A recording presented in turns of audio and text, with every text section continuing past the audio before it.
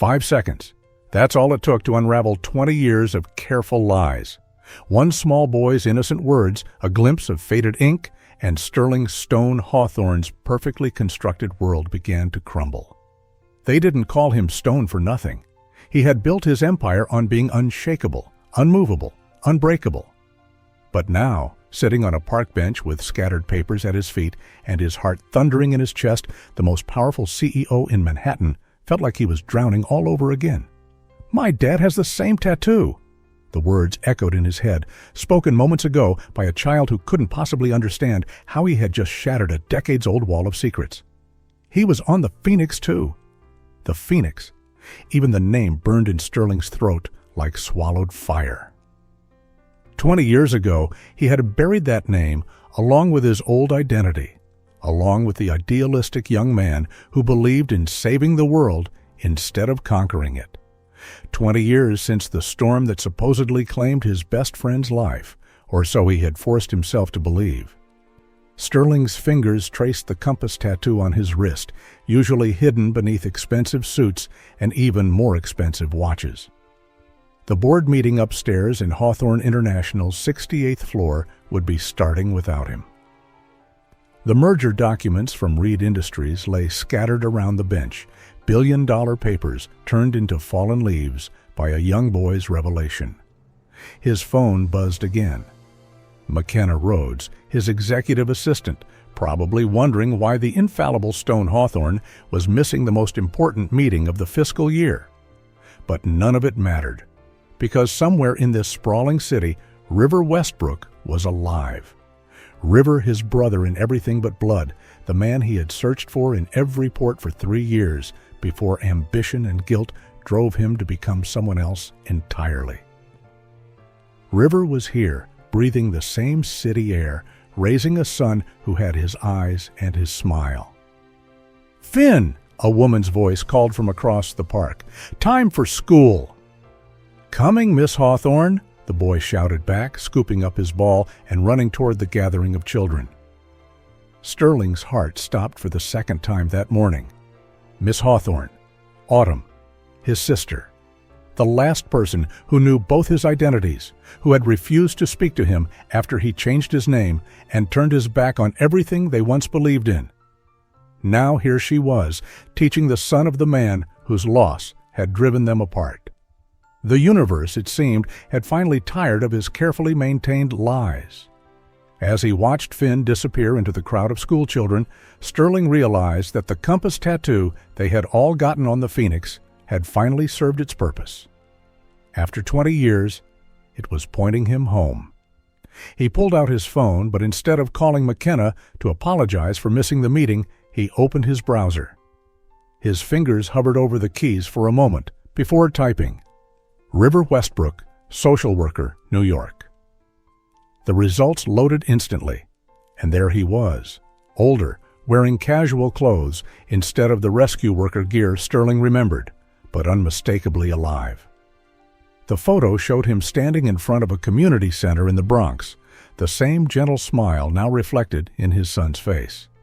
The irony wasn't lost on Sterling. Tomorrow, the merger he was supposed to be discussing right now would shut down that very community center. The past wasn't just catching up with him, it was on a direct collision course with his present. His phone buzzed again, but this time it wasn't McKenna. A news alert flashed across his screen. Reed Industries CEO Clayton Reed questions Hawthorne's past. The carefully constructed walls weren't just cracking now, they were about to come crashing down entirely. And somewhere in this city, a compass tattoo identical to his own was about to point two lost friends back to each other, whether they were ready or not.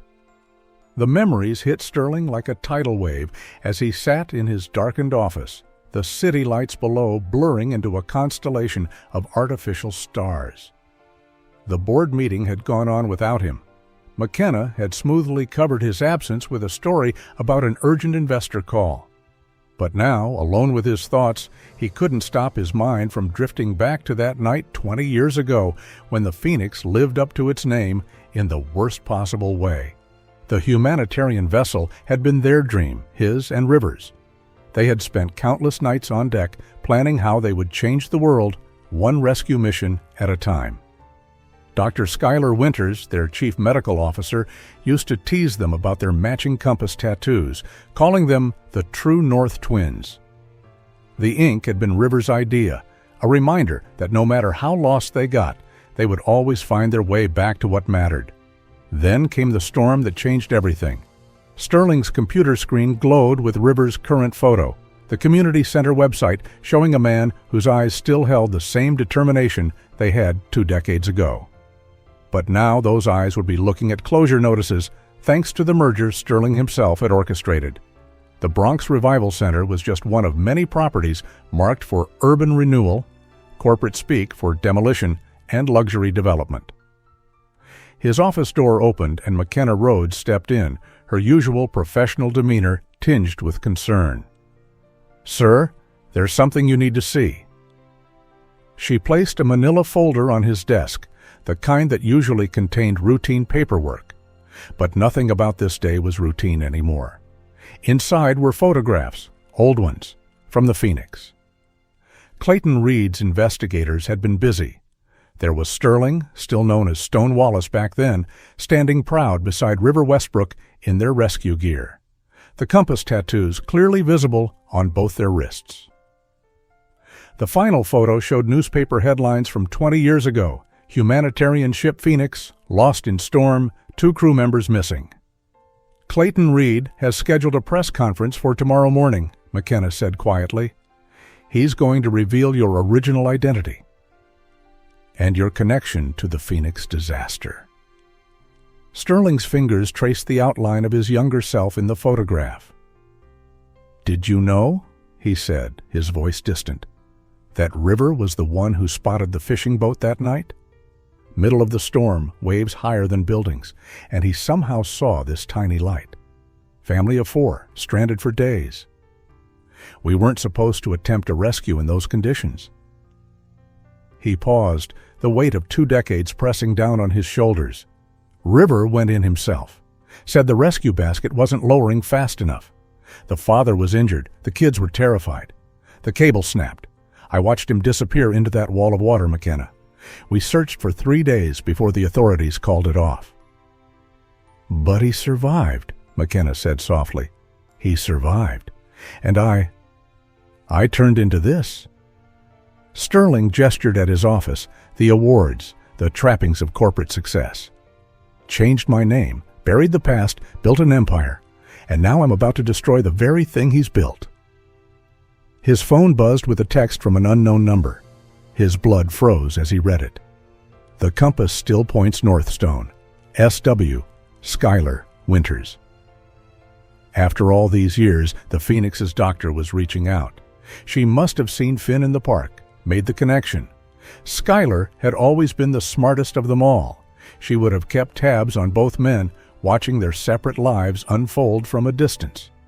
"McKenna," Sterling said, standing up suddenly, "cancel everything for tomorrow and get me everything you can find on the Bronx Revival Center's funding structure." "The board won't like that," she warned. "Clayton Reed is expecting your signature on the merger documents first thing tomorrow." Sterling looked down at his wrist, at the compass that had guided him to wealth and power, but somehow led him away from everything that once mattered. 20 years ago, I made the wrong choice in a storm. I'm not making the same mistake again." As if on cue, his computer chimed with a new email. The sender, Autumn Hawthorne. The subject line made his heart stop. "Finn Westbrook's father would like to meet with you. Tomorrow, where it all began." The Phoenix was rising again, and this time Sterling Stone Hawthorne would have to decide which man he truly wanted to be, the one who survived by forgetting or the one brave enough to remember. River Westbrook's hands trembled as he stared at the newspaper spread across his modest kitchen table. The headline glared back at him. Hawthorne International set to acquire Reed Properties. But it wasn't the headline that caught his eye. It was the photo beneath it.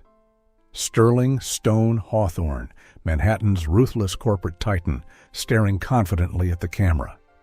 20 years older, dressed in a suit that probably cost more than River made in 3 months, but unmistakably the same man he had once known as Stone Wallace. "Dad?" Finn's voice broke through his thoughts. "Are you okay? You're looking at that picture like it's a ghost." If only his son knew how accurate that description was. River forced a smile, folding the newspaper closed. "Just thinking about work, buddy. Finish your breakfast. You don't want to be late for Miss Hawthorne's class?" The irony of that name wasn't lost on him. Autumn Hawthorne. He had recognized her surname weeks ago, but convinced himself it was just a coincidence. Now, with Stone's face staring out from the business pages, he knew better. The universe had a twisted sense of humor, placing his son in the classroom of his old friend's sister. His phone buzzed with a text message. "Dr. Schuyler Winters. He knows, River. Finn saw the tattoo today." "It's time." River's hand instinctively went to his wrist, to the compass that had guided him through the darkest night of his life.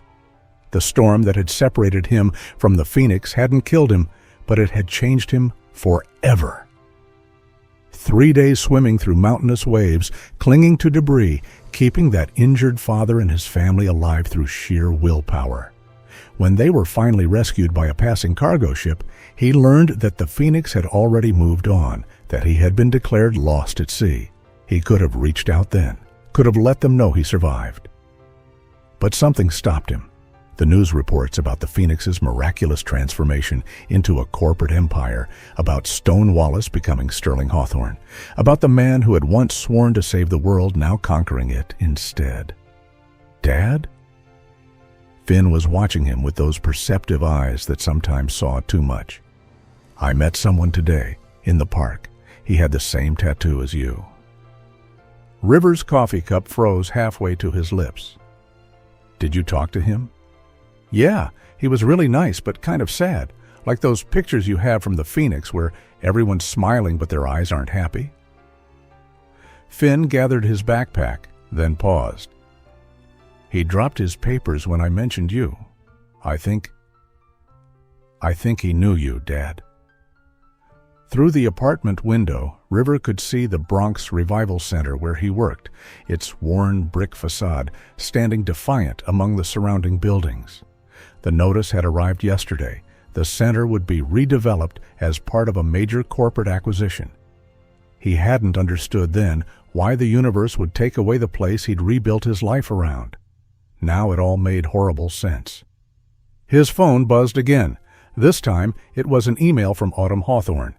"He's ready to talk. Tomorrow morning, Evergreen Park. The past is catching up with all of us, River. Time to face it together." Attached was a photo that made his heart stop. The original crew of the Phoenix, all wearing their new compass tattoos. Stone and River in the center, arms around each other's shoulders, Schuyler rolling her eyes at their enthusiasm, Autumn taking the picture. They had been family once, before ambition and fear and guilt had torn them apart.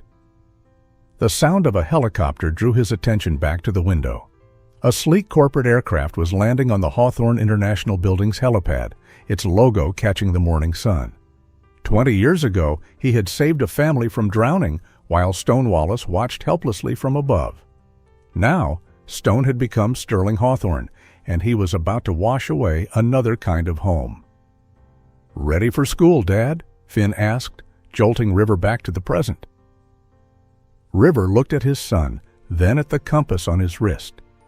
It had guided him home once before through the worst storm of his life. Maybe it was time to trust it again. "Yeah, buddy," he said, grabbing his keys, "but first, let me tell you a story about two friends who once thought they could save the world, and maybe, just maybe, still can." Autumn Hawthorne's classroom felt unusually quiet that afternoon as she watched Finn Westbrook drawing during recess. His paper was covered with compasses, each one pointing in a different direction, and in the center, a crude sketch of what looked like a ship. The Phoenix, rising again, through a child's innocent art. She remembered the day her brother had first shown her his compass tattoo, his eyes bright with purpose as he explained its meaning. "It's not just about finding our way home, Autumn," he had said. "It's about remembering why we set sail in the first place." Now, 20 years later, that same brother sat in his tower of glass and steel, plotting to destroy the very things he once fought to protect. Her phone buzzed with a text from Skylar. "Both men confirmed for tomorrow. You ready for this?" "Ready?" Autumn almost laughed. How could anyone be ready for the collision of past and present, of promises made and broken, of brothers lost and found? But she had orchestrated this reunion for a reason. The compass that had once guided them all had been spinning wildly for too long. The classroom door opened, and McKenna Rhodes stepped in, looking perfectly polished, despite the late hour. "Miss Hawthorne, Mr. Hawthorne sent me to deliver these personally." She placed a thick envelope on Autumn's desk, her expression carefully neutral. Inside was a stack of documents, the complete plans for the Reed Industries merger, including the details of the Bronx Revival Center's demolition. But paperclipped to the front was something else, a faded photograph of 4 young people on a ship's deck, their futures still unwritten. "He wanted you to understand," McKenna said softly, "why tomorrow matters so much." As McKenna left, Autumn noticed Finn watching them intently from his desk. The boy had his father's gift for seeing what others missed. "Miss Hawthorne?" he called out. That lady had the same worried look as the man from the park. "Are they both friends with my dad?" Before she could answer, her computer chimed with an urgent news alert. Clayton Reed was holding an impromptu press conference outside Hawthorne International. The headline made her blood run cold. "Questions arise about Hawthorne CEO's past, humanitarian hero, or corporate fraud." Her phone rang immediately. "Skylar, turn on the news, now." On her classroom computer, Autumn pulled up the live feed. Clayton Reed stood at a podium, his predatory smile barely concealing his satisfaction. "Tomorrow morning," he announced, "I will present evidence that Sterling Stone Hawthorne's rise to power was built on more than just changed names and abandoned principles. The Phoenix disaster wasn't just a tragedy. It was the beginning of a calculated deception." The feed cut to archive footage, the Phoenix battling massive waves, rescue helicopters circling helplessly. Then a younger Stone Wallace being interviewed. "We'll never stop searching. River's out there somewhere. I won't rest until we find him." Autumn's hands clenched into fists. She knew what came next. The quiet name change, the corporate takeover, the transformation into Sterling Hawthorne. What Clayton Reed didn't know was the whole story. The real reason her brother had walked away from everything he believed in. She looked at Finn, still drawing his compasses, blissfully unaware that his simple observation in the park had set in motion events that would change all their lives. Tomorrow's meeting wasn't just about 2 old friends reconnecting. It was about saving her brother's soul, River's legacy, and the future of countless families who depended on the Revival Center. "Miss Hawthorne?" Finn's voice pulled her back to the present. He held up his drawing proudly. "Look, I made the compass point to truth instead of north. Dad says sometimes that's more important than knowing where you are." Autumn smiled, fighting back tears. Out of the mouths of babes came the wisdom they all needed. Tomorrow in Evergreen Park, a boy's innocent revelation would force 3 lost souls to finally face their truth. The compass was spinning one last time, and this time there would be nowhere left to hide. Dr. Skylar Winters stood in her hospital office, watching the sunrise paint Manhattan's skyline in shades of gold and promise. Her phone displayed 3 messages that would change everything. One from Sterling, one from River, and one from Autumn. 3 broken pieces of a past she had spent 20 years trying to mend. The morning news played silently on her wall-mounted screen, showing Clayton Reed's face as he prepared for his explosive revelation about Sterling Hawthorne's past. What Reed didn't know, what none of them knew, was that Skylar held the real truth about that night on the Phoenix. The truth she had protected for 2 decades, waiting for the right moment to heal old wounds. She pulled out an old leather journal from her desk drawer. Inside, yellowed pages held the ship's medical logs from that fatal night.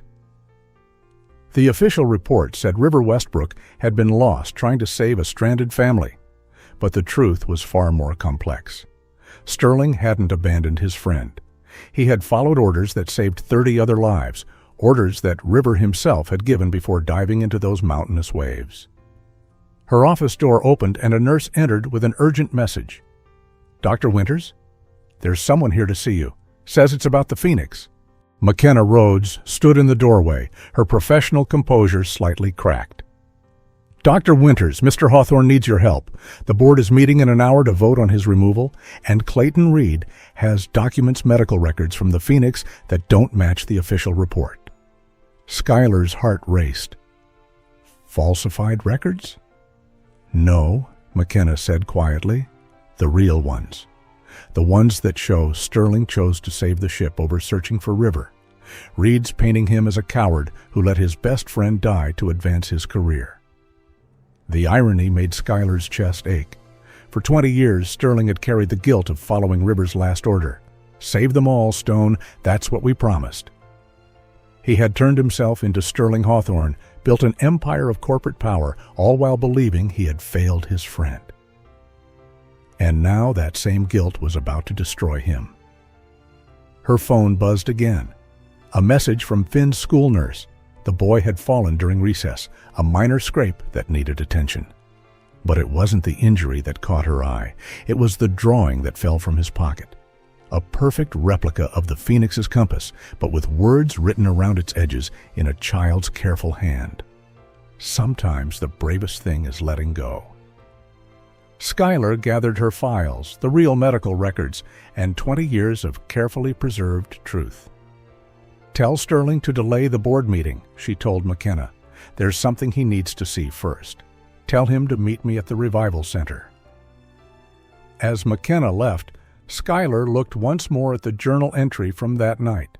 Her own words stared back at her. "Tonight I watched two men choose honor over survival. One dove into a storm to save strangers. The other followed orders that broke his heart. Both are heroes. Both are lost. May this compass lead them home." She closed the journal and grabbed her coat. In less than an hour, Sterling Hawthorne would face his board, Clayton Reed would reveal his truth, and River Westbrook would arrive at Evergreen Park expecting to confront the man who had abandoned him. But first, they all needed to learn what really happened on the Phoenix, and why a compass sometimes points to redemption instead of north. The morning traffic parted before her car like waves before a storm. Above her, Clayton Reed's face dominated the news screens in Times Square, promising revelations that would shake Manhattan's corporate world. But the real revelation waited in a doctor's journal, in a boy's drawing, and in the truth that had been waiting 20 years to set 3 lost souls free. The Bronx Revival Center stood quiet in the early morning light, its brick walls holding 20 years of second chances within them. River Westbrook arrived first, his footsteps echoing through the empty community room where he had helped countless families rebuild their lives. The irony wasn't lost on him. This place of new beginnings would soon be reduced to rubble by the very man he had once trusted with his life. Sterling Hawthorne's sleek black car pulled up outside just as the first drops of rain began to fall. He stepped out, not bothering with an umbrella, letting the water soak through his $1,000 suit. For a moment, he stood frozen on the sidewalk, staring at the building's faded sign. This was where it would all end, or perhaps begin again. Fitting weather for a reunion, Schuyler's voice cut through the rain as she approached from the opposite direction, her medical bag clutched tightly against her chest. Though I suppose we've seen worse storms. The three of them stood in a triangle of silence, 2 decades of unspoken words hanging heavy in the air between them. River's compass tattoo seemed to burn beneath his sleeve, while Sterling unconsciously rubbed at his own. "Before either of you speak," Schuyler said, pulling out her old journal, "there's something you both need to see." But before she could open it, a small voice echoed through the room. "Dad? Mr. Hawthorne?" Finn stood in the doorway, Autumn close behind him. He held his compass drawing in one hand and a newspaper in the other. "Miss Hawthorne says you all used to be heroes together. Is that true?" The simple question cracked something in the room's atmosphere. River moved toward his son, but Sterling spoke first, his voice raw with 20 years of regret. "We were more than heroes, Finn. We were family." "Then why did you stop?" Finn asked, his innocent question cutting through years of adult complexity. Skylar opened her journal, its pages heavy with truth. "Because sometimes heroes make impossible choices," she said, laying out the medical records from that night. "River, you never knew this, but Sterling spent 3 months searching for you after the storm. He liquidated his entire trust fund for rescue operations." River's head snapped up, his eyes finding Sterling's. "But the news said you took over Phoenix Corporation 2 months after I disappeared." "He did?" Autumn stepped forward. "Because I asked him to.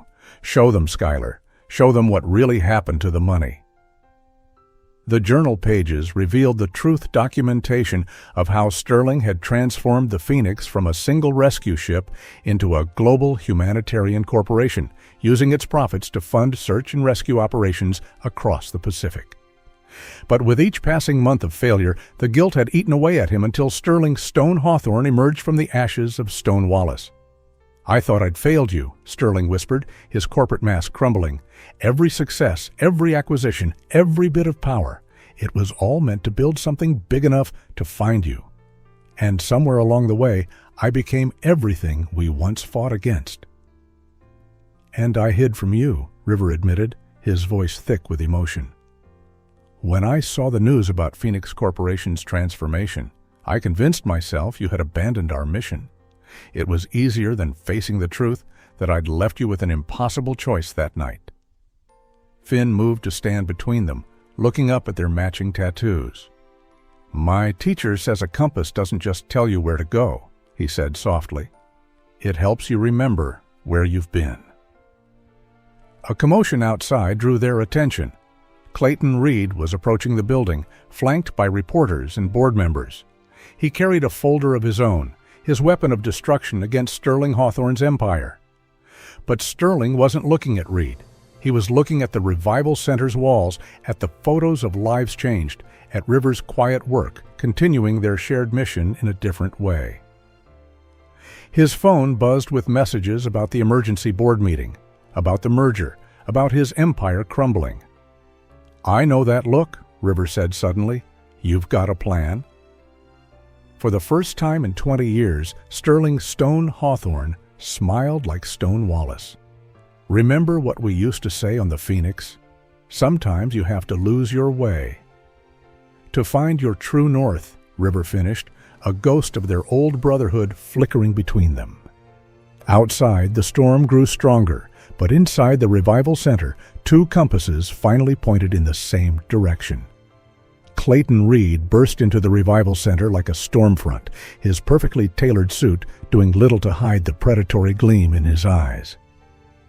Behind him, camera lights flickered through the rain-streaked windows as reporters gathered outside. But the scene that greeted him stopped him cold. Sterling Hawthorne and River Westbrook, standing shoulder to shoulder, their compass tattoos aligned, with young Finn between them. "Well, isn't this touching?" Clayton sneered, holding up his folder. The great Sterling Stone Hawthorne, reunited with his long-lost friend. Perfect timing for today's board meeting, where we'll discuss how you abandoned your humanitarian mission for corporate greed. McKenna Rhodes slipped in through a side door, her expression urgent. "Sir, the board is assembling early. They're demanding an immediate vote on the merger and your leadership." But Sterling's face showed no fear. Instead, he looked at River, then at Finn, a familiar light returning to his eyes, the same light that had once guided the Phoenix through countless storms. "You know, Clayton," Sterling said, moving toward the Revival Center's bulletin board, "you did me a favor. Trying to destroy me made me remember who I really am." He gestured to the photos covering the wall, families rebuilt, lives transformed, hope restored. "This center isn't just another property acquisition. It's the Phoenix, arisen from the ashes I created. Skylar stepped forward, opening her journal. And these records show that Sterling never abandoned the mission. He expanded it. Every corporate takeover, every merger, the profits went into a global network of humanitarian operations. Operations that failed, Clayton shot back. You never found your friend. You turned your back on nothing, River interrupted, his quiet voice carrying the weight of 20 years. He turned the Phoenix into something bigger than we ever dreamed. While I've been helping dozens of families here, Sterling's organization has been helping thousands worldwide. We just couldn't see it through our own pain. Finn tugged at Sterling's sleeve. Show him the compass, Mr. Hawthorne. Show him what you showed me. Sterling rolled up his sleeve fully for the first time in decades, revealing not just the compass tattoo, but a series of dates and coordinates inked in a spiral around it, each marking a rescue operation he had privately funded while building his corporate empire. The board doesn't need to vote on my leadership, Sterling announced, pulling out his phone, because I've already transferred controlling interest of Hawthorne International. He nodded to McKenna, who distributed documents to the stunned onlookers. The Phoenix Foundation is now the majority shareholder, with a mandate to continue both corporate growth and humanitarian operations. And its first board members are standing in this room. Clayton's face reddened. You can't do this. The merger. We'll proceed, River stepped in, but with a few modifications, the Revival Center becomes the headquarters for the Foundation's East Coast operations. And you, Clayton, get to explain to your shareholders how attacking me actually helped create the largest humanitarian corporate partnership in New York's history. Camera flashes exploded outside as McKenna opened the doors, letting in reporters eager to document the unexpected alliance. But in the center of the storm, Finn had one more surprise. He held up his drawing, now complete. A compass rose where every direction pointed to a single word: family. Autumn wiped tears from her eyes as Sterling knelt beside his newfound nephew. You know what your dad and I learned on the Phoenix, Finn? A compass isn't just about finding your way. Sometimes it's about finding your way back. Skylar closed her journal with a smile. 20 years ago, she had written, Two men lost each other in a storm, each thinking they were saving the other. Perhaps the real rescue was always meant to come from a child who could see what they had forgotten, that every compass points home if you're brave enough to follow it. Outside, the rain began to ease, and through the breaking clouds, sunlight fell on the Revival Center sign. Someone had added a small drawing beside it. A compass rose, pointing not north, but forward toward a future where lost brothers could find their way home, and the Phoenix could rise one final time. Evening settled over the Revival Center like a gentle tide, washing away the chaos of the day. The reporters had long since departed, leaving behind headlines that would reshape Manhattan's corporate landscape. Hawthorne International merges with Revival Center, a new era of corporate philanthropy. But inside the old brick building, a different kind of story was unfolding. Sterling and River sat at a worn table in the community room, cups of coffee growing cold between them as 20 years of silence finally broke into words. Finn had fallen asleep on a nearby couch, his compass drawing clutched to his chest, while Autumn kept a watchful eye on her newfound family. I remember every coordinate, Sterling said softly, tracing the dates inked around his compass tattoo. Every search mission, every island, every port. I had ships scanning the Pacific for months after the Phoenix incident. Even after I became Sterling Hawthorne, I never stopped looking. River's fingers wrapped around his own coffee cup, his compass tattoo catching the fading light. And I was hiding in plain sight, thinking you'd forgotten everything we stood for. All those newspaper photos of you in boardrooms making deals. I never looked close enough to see what you were building. A broken compass, Sterling admitted. An empire of glass and steel trying to do good in the worst possible way. Until your son saw right through it all with one simple observation. Skylar, who had been quietly organizing her old medical records, joined them at the table. You both got lost in your own ways, she said, laying out photographs from their Phoenix days. River, hiding from his past in a community center. Sterling, hiding from his conscience in a corporate tower. But you were both still following the same star. McKenna entered with a stack of documents, her professional demeanor softened by the day's events. "The paperwork's complete, sir. The Phoenix Foundation is officially registered, with both the Revival Center and Hawthorne International as primary stakeholders. The board has unanimously approved the restructuring." "Sir?" River chuckled. "Some things haven't changed. Remember how he used to hate when the crew called him Mr. Wallace on the Phoenix?" "Actually," McKenna smiled, "around the office they call him Stone, not because of his corporate reputation anymore, but because of what's written on his office wall. Be a stone that starts an avalanche of change." Autumn approached with Finn's backpack, pulling out more of his drawings. Each one showed the Revival Center with a ship's bow added to its front, the Phoenix rising in brick and mortar. "He's been drawing these all semester," she said. Somehow he knew this place was meant to be more than just a community center. Sterling stood walking to the window where city lights now twinkled like stars on the horizon. "Remember what we used to say about stars, River?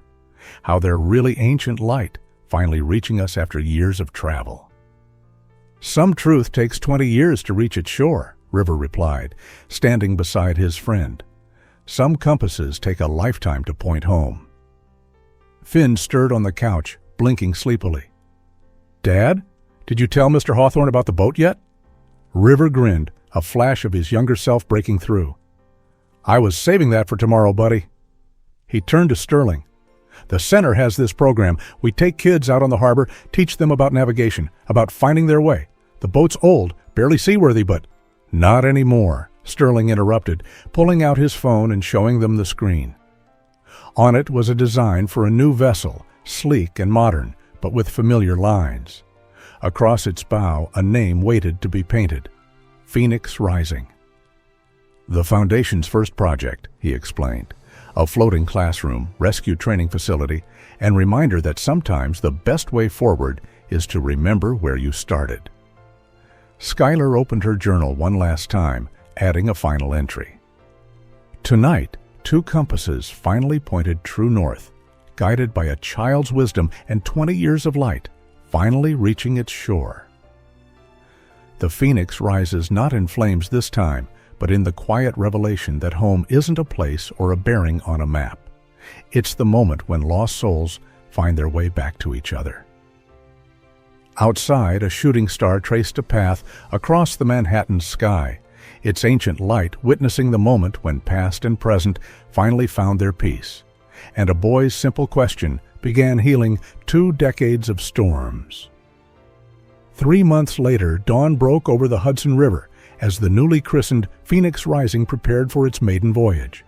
The vessel gleamed in the early morning light, its hull bearing both the Hawthorne International logo and the Revival Center's compass rose.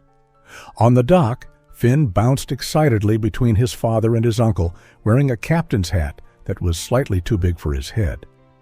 "Did you see the classroom below deck?" he asked Sterling, tugging at his sleeve. "Miss Hawthorne says she's going to teach some of our lessons there, and Dad's going to show everyone how to use real compasses, not just the ones in drawings." Sterling, dressed in casual clothes for the first time in decades, smiled at his nephew's enthusiasm.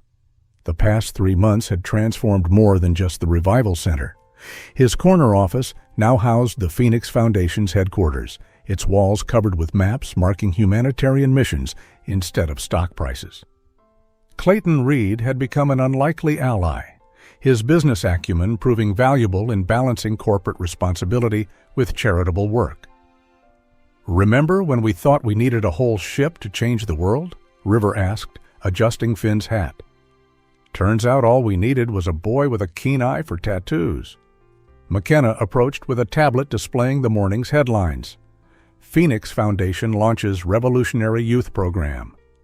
Behind her, Skylar was organizing medical supplies in the boat's small clinic, preparing for their first training session with local emergency response teams. The board's quarterly report came in, McKenna said, unable to hide her smile. Profits are up 15% since the restructuring. Turns out doing good is good for business. Speaking of business, Autumn called from the boat's deck. "Your first class is waiting, Professor Westbrook." Above her, a group of teenagers from the Revival Center gathered at the railings, their faces a mix of excitement and nervousness. They each wore T-shirts bearing the new Phoenix Foundation logo, a compass rose with a rising sun at its center. "Ready for your first navigation lesson?" River asked Sterling, who was studying the boat's modern helm with a mixture of nostalgia and appreciation. "Actually," Sterling replied, reaching into his jacket, "I thought we could teach them something else first." He pulled out a small wooden box, weathered by age and salt air. Inside lay 2 identical compasses, their brass cases tarnished but intact. "Found these in the Phoenix Corporation archives. They were supposed to be our graduation presents to the crew before the storm hit."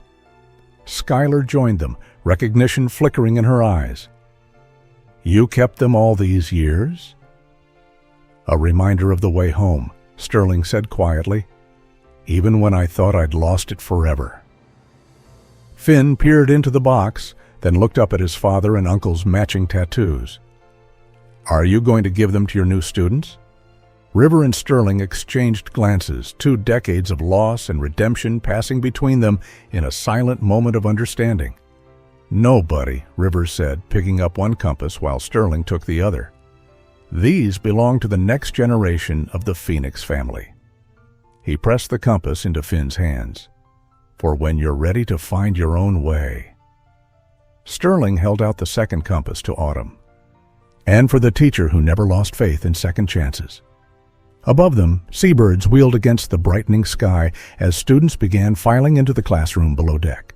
The Phoenix Rising's engines hummed to life, ready to carry a new crew of dreamers into waters both familiar and unknown. On its bow, the morning sun caught the gold leaf of its name, sending a light dancing across the waves like a promise finally kept. "You know what this means, right?"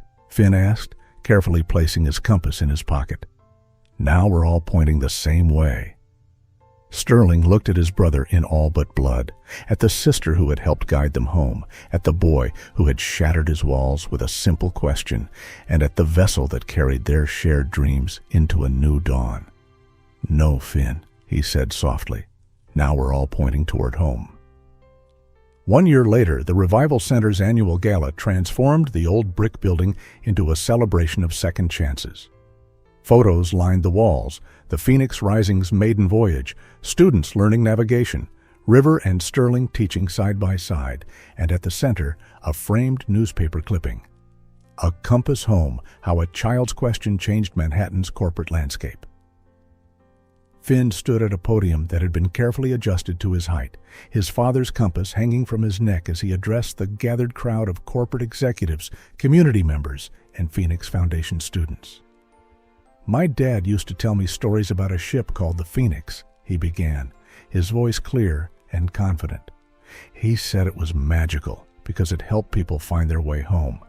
I didn't understand then that sometimes home isn't a place, it's people you thought you'd lost." In the audience, Sterling and River sat side by side, their compass tattoos visible beneath rolled sleeves. The past year had softened Sterling's corporate edges while adding a hint of polish to River's casual demeanor. They had found a balance, much like the Foundation itself, a bridge between the worlds of power and purpose. "When I saw Mr. Hawthorne's tattoo in the park that day," Finn continued, "I didn't know I was looking at a map that would lead my dad back to his best friend. I just thought it was cool that they matched." A ripple of gentle laughter moved through the crowd. McKenna, now the Foundation's operations director, smiled as she reviewed the year's achievements on her tablet. 50 new community centers opened nationwide, a fleet of Phoenix Rising vessels providing education and emergency response along both coasts, and a corporate culture revolution that was reshaping how businesses approached social responsibility. "But the best part," Finn said, grinning at his Uncle Sterling, "is that now I have 2 compasses, one around my neck to help me find my way." He touched the brass compass from the wooden box, "and one in my heart to remind me that family is the best navigation system of all. Skylar wiped a tear from her eye as she sat beside Autumn, their year of working together to develop the Foundation's educational programs having forged its own kind of family bond. Her medical journal, now digitized and expanded, had become a manual for corporate humanitarian initiatives worldwide. My teacher, Miss Hawthorne, says that sometimes the bravest thing isn't jumping into storms to save people. Finn looked at his Aunt Autumn, who beamed with pride. Sometimes it's admitting you're lost and letting love guide you home. Clayton Reed, who had surprised everyone by becoming one of the Foundation's strongest advocates, nodded in appreciation. His own compass now pointed toward redemption, his business expertise helping to prove that profit and purpose could coexist. As Finn concluded his speech, Sterling stood and walked to the podium, placing a gentle hand on his nephew's shoulder. 1 year ago, he addressed the crowd, a boy saw past 20 years of carefully constructed walls with a single observation. He reminded us that every compass tells two stories, where you're going and where you've been. River joined them, completing their circle. The Phoenix Foundation isn't just about saving people from storms, he added. It's about remembering that sometimes the longest journey isn't across an ocean. It's across the walls we build around our hearts. Together, they unveiled the Revival Center's new sign, Phoenix Foundation Global Headquarters, where every compass leads home. Below it hung a framed drawing, Finn's original artwork from that fateful day, showing a compass whose every direction pointed to family. As evening fell over Manhattan, the building's lights cast a warm glow across the garden where it had all begun. Two brothers sat on the same bench where a chance encounter had shattered their carefully separated worlds, watching Finn teach his friends about celestial navigation with his treasured compass. "You know what I've learned this year?" Sterling mused, watching his nephew's animated gestures. "True north isn't a direction. It's a journey back to who you were always meant to be." Rivers smiled, the wisdom of 20 years of loss and recovery in his eyes. And sometimes it takes the innocence of a child to show us that the way home was marked on our hearts all along. Above them, stars emerged one by one, ancient light finally reaching its shore, as a boy's simple question continued to ripple outward, changing lives in ways that no compass could measure, but every heart could feel.